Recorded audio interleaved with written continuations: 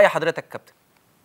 انا رايي يعني انت قلت كلمه غريبه جدا، قلت ليه يجيبوا حكم زي ده دي يعني معناها انه التصنيف بتاعه ما يأهلوش انه يحكم في هذه المرحله. لا، ده حكم مصنف، واللي بيتكلم بيقول غير مصنف ده يرجع للسجلات ويرجع للراجل ده حكم ايه وتاريخه ايه. تمام. بيتكلم بس من واقع انه انتقاده بس، ولو عنده اي حاجه عنه يطلعها. صغير في السن اولا يا كابتن، صارت حواليه مشاكل كتير في ماتشات كتير قبل كده، وكنا بنعرض لسه فيديو دلوقتي. طالما انت ذكرتها يا ريت تقولها بس. ايه ده؟ طالما انت ذكرتها يا ريت تقولها لي. ايه اللي صار حواليها؟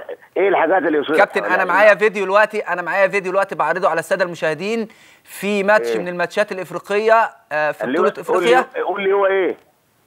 انا مش معايا اسمه بالظبط يا كابتن الماتش. لا قول لي اسم الماتش عشان اقول لك الماتش ده يعني اثير حوله كلام، والفنيين اللي بيروحوا يقعدوا يحللوا تمام، وهم المسؤولين عن الحاجات الفنيه يقالوا ايه عشان اقول لك بس، لانه ما فيش حاجه بتتقال كده.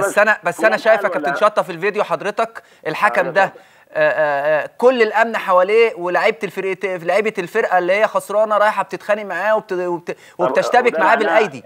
يا كابتن اتفضل يا كابتن. ده معناه انه وحش؟ احنا بنذيع الفيديو دلوقتي يا كابتن يا كابتن يعني انا بسالك، انت راجل لعيب كوره وانا لعيب كوره.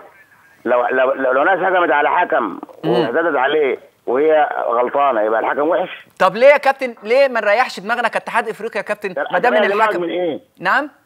تريح دماغك من ايه؟ عشان ما يصيرش شكوك يا كابتن. ما هو لو غلط غلطه يا طارق الكوره مواقف، اي حكم هيمر بمواقف. تمام. مهما شلت حكم وحطيت حكم هتجيب حكم ثاني هيمر بمواقف. تمام. كل حكم مش عشان اللعيبه اللي اتلفت حواليه واعتدت عليه يبقى الحكم وحش. اللعيبه اعتدت عليه لانها مش عايزه تحتسب ضربه جزاء صحيحه، ودول لعيبه الهلال يا طارق. ايوه يا كابتن، الماتش ده في السودان فعلا. انا بقول لك لعيبه الهلال وده واعتداءهم عليه ده كله يتعاقب.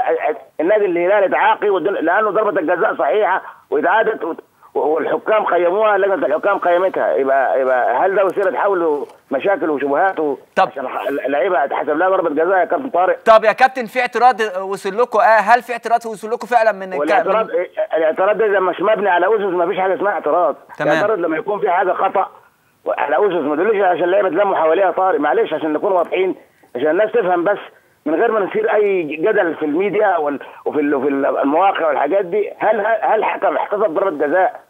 ما في مصر ياما تحتسب ضربات جزاء صحيحه وتم الحكام تم انتقادهم.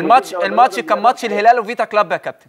ايوه يا كابتن، ما انا عارف قصته لانه انا اللي جبته وانا اللي طلعت الحالات وانا اللي وديتها لجنه الحكام. تمام. شافوا ضربه الجزاء وقالوا طبعا لعيبه الهلال يتخصم منهم ويتغرم منهم وتوقف منهم لانه بقى اللعيبه خسرانه وتعتدي على الحكم والحكم قراره صحيح.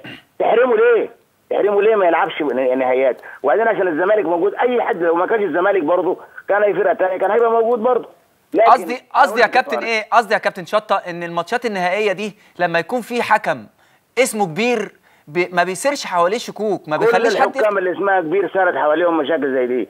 ما فيش حكم كبير. حتى جهاد جريشه في كاس الامم الافريقيه في 2010 فاكر؟ تمام. لو ابن جنبيه كان ممكن تحصل له كارثه حسب ضربه جزاء غريبه الشكل. تمام. وكان جهاد جريشه من الحكام النخبه. تمام. عشان ما تخليوش. انا اتفرجت على الماتش بتاع الكابتن جهاد جريشه في مازيمبي، اعتقد مازيمبي باين يا كابتن على ما اعتقد، كان ماتش مازيمبي وفرقه تاني من افريقيا في نهائي افريقيا، وكابتن جهاد جريشه فرقه تونس، كانت فرقه من تونس اعتقد النجم الساحلي. كانت مشكله كبيره يا كابتن طارق. ايوه. لكن احنا بقى عندنا حاجه، الحكم الكويس قوي عشان جمهور ولا لعيبه ولا تلموا حواليه ما تفقدوش بقى قوته. احنا اللي عملناه كالاتي عشان بس الناس تفهم يا كابتن طارق وانت قاعد دلوقتي معانا. اتفضل يا كابتن، احنا برضو جايبين حضرتك عشان تفهم الناس يا كابتن، عشان يبقى الناس مرتاحه. تعرف ان الاتحاد الافريقي الان قرر الحقيقه السنه اللي فاتت قرار يعني في منتهى الصعوبه لكن قرار جريء جدا. انه يبعد كل الحكام اللي في الزون عن مباريات النهائيات اللي فيها فريق من الزون. تمام. زون يعني ايه؟ يعني ايوه المنطقه القريبه منه. يعني دلوقتي الحكام في حكم تونسي كويس قوي وفي حكم مغربي كويس قوي وفي حكام سودانيين وعندنا الفاضل، يعني في حكام، لكن عشان ده الزون بتبعد عن ايه؟ انك حلو والله ده هيجامل الزون بتاعهم وكمان عايز الزون بتاعه يكسب بطوله. تمام. هيخش في حته والله ده جامل وما جاملش، لو حسب الجزاء طلع قراره فيها خطا واداها للفريق. يعني عشان كده بعد الحكام مين بتوع الزونز. ده قرار كان جريء لكن قرار صعب. ليه؟ افقد حكام مميزين جدا من الشمال الافريقي ومن جنوب افريقيا يحكموا. تمام كده. تم استبعاد 18 حكم من الاثنين زون ديل، زون الشمال الافريقي تمام وزون الكوسافا. عارف الكوسافا اللي هي جنوب تمام اللي هم الدول اللي هي جنوب افريقيا، عارفها انت، سوازيلاند على ليسوتو على زامبيا على ناميبيا، واخد بال حضرتك؟ تمام. لما تستبعد الحكام دول خياراتك بقت صعبه ضيقه قوي. وبعدين في حكم اثيوبي كويس قوي برضه، لكن اتعور، مش اتعور، ما نجحش في الاختبارات بتاعت الايه؟ التست بتاع الحكام في الدوره الاخيره اللي اتعملت في مصر دي. تمام. عندك بقى جسامه حكم النهايات اللي فاتت. لا جسامه اسم كويس اللي هو بتاع ماتش العوده. لا ما انا بقول لك بس حكم برضه النهايات اللي فاتت، ما هو كمان لما جيت حط تم انتقاده ليه؟ يقول لك اعمل نهايتين ورا بعض. طب ليه يعني؟ ما فيش افريقيا ما فيهاش حكام؟ ومع ذلك لان الاختيار ده والعمليه بقت ضيقه قوي وعدد الحكام النخبه الكويسين قوي موجود، جبنا جسامه حطينا في النهائي. ولو جسامه ده في النهائي خاب ولم يوفق هيقول لك والله اختيار غير موفق. احنا يا كابتن شطه لما دار كلام كتير جدا في الميديا والاعلام بالنسبه من جهه نادي الزمالك من ناحيه الحكم، حبينا نجيب حضرتك عشان نستفهم، عشان الناس برضو تبقى فاهمه الحكم ده وضعه ايه والمشكله. كلامك مظبوط يا كابتن طارق، انا معاك، احنا مع بعض بنتناقش واديك شايف الامور بتمشي ازاي، وفي عندك حلقات مفرغه الناس مش عارفاها، وديك انت دلوقتي حطيت السوشيال ميديا برضه فهمت ليه نطاق الاختيار من الاليت النخبه الحكام على العدد ده قليل. انت عندك برضه حد من السنغال وعندك حد من الكاميرون وعندك حد من غانا، دول برضه لما نقوم حطوهم لو في ما اعرفش في الشمال الافريقي كان عنده مدرب كان عنده خطا، حكم عنده كان مشكله، لو انه برضه ايه استبعدوا برضه حكام كان لها مشاكل او لها يعني او لها قرارات كانت غير منصفه او غير صحيحه او ما كانتش موفقه، فبالتالي استبعدوا الحكام اللي ممكن النادي يعترض،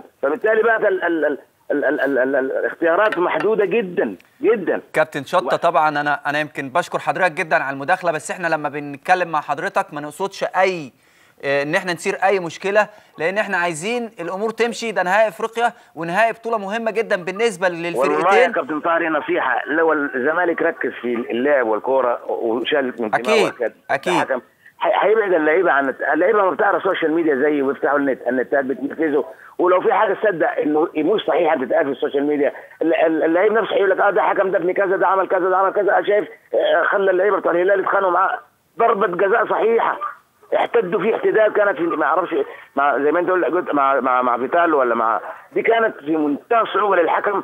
وجبنا عشان نشوف الحكم ده عمل خطا ولا ما خطاش بحيث ان اللعيبه خرجت عن شعورها. جبنا جبنا وجبنا ضربه الجزاء، وجدنا انه طبعا اللعيبه صارت. لا وهو بشر برضه بيغلط يا كابتن، كل الناس بتغلط واللعيبه في الملعب بتغلط، كل الناس بشر يعني.